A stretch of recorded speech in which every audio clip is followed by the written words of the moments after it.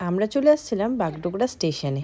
হঠাৎ করে এমন কি হলো যে আমাদের স্টেশনে আসতে হলো, আর আমরা কোথায় যাচ্ছি জানতে হলে অবশ্যই কিন্তু ব্লগটা পুরো দেখার অনুরোধ রইল। আমরা যাচ্ছি আই লাভ বাগডোগরা ইন্টারভিউ নিতে চলে আসছে আমাদের, যে আমরা কোথায় যাচ্ছি। ওই যে বাগড়া এসে গেছে।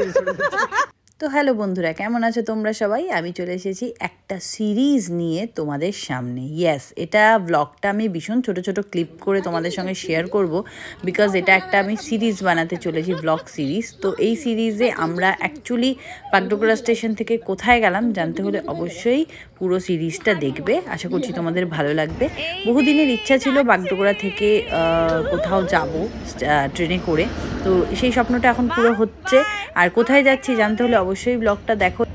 আশা করছি ব্লগটা তোমাদের ভালো লাগবে, পুরো সিরিজটা তোমাদের ভালো লাগবে। তো কথা বলতে বলতে আমাদের কিন্তু ট্রেন চলে এসছে। আমরা মাস্তি করতে করতে ট্রেন চলে আসছে, যদিও ট্রেন আমাদের একটু লেট ছিল। টাইমিং ছিল 8:10, কিন্তু চলে এসেছিলো 9টা, 9:30 বাজিয়ে দিয়েছিল ট্রেন। ওই দিনকার কেন জানি ট্রেন খুব লেট ছিল। আর এখানে বাবা মাও খুব ইমোশনাল হয়ে যাচ্ছে, কারণ বুবুকে নিয়ে এটা আমাদের সেকেন্ড টাইম আমরা দুজন মিলে বুবুকে নিয়ে কোথাও যাচ্ছি। তো এটা ভীষণ রিস্কি একটা ব্যাপার ছিল, কারণ বুবুকে হ্যান্ডেল করার জন্য মা বাবা রিয়া তো লাগেই। তো সেই জন্য ওকে নিয়ে একা যাচ্ছি, মা বাবার ভীষণ চিন্তা হচ্ছিল, বাবা মা ভীষণ ইমোশনাল হয়ে গেছিলো। বুবুকে 6 মান্থের ছোট নিয়ে একবার কলকাতা গিয়েছিলাম, আর এইটা আমাদের দুজনের মিলে একা বুবুকে নিয়ে একটা জার্নি। তো আমরা একটু ভয় ভয় পাচ্ছিলাম। যাই হোক, আমাদের এখন ট্রেন ছেড়ে দিয়েছে।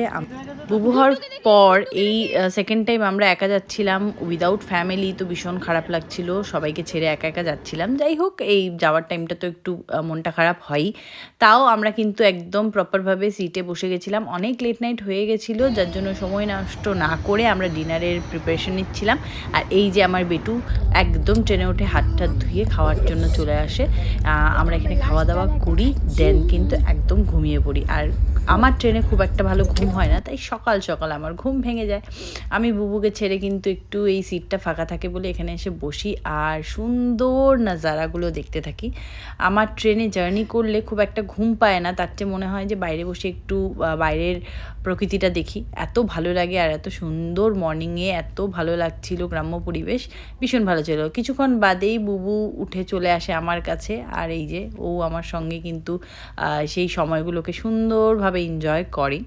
তো ব্লগটা দেখতে থাকো, আশা করছি ভালো লাগবে। আর কোথায় যাচ্ছি ব্লগের এন্ডে বুঝতে পারবে, কিংবা এই ব্লগে না বুঝতে পারলেও নেক্সট ব্লগে অবশ্যই বুঝতে পারবে। তো ব্লগটা বেশি বড় করব না, এর পরের পার্টে তোমরা জানতে পারবে আমরা অ্যাকচুয়ালি কোথায় নামলাম, কোথায় গেলাম, কি উদ্দেশ্যে গিয়েছিলাম, সমস্তটা তোমরা কিন্তু নেক্সট ব্লগে জানতে পারবে। তো অপেক্ষা করো আমার নেক্সট ব্লগটার জন্য।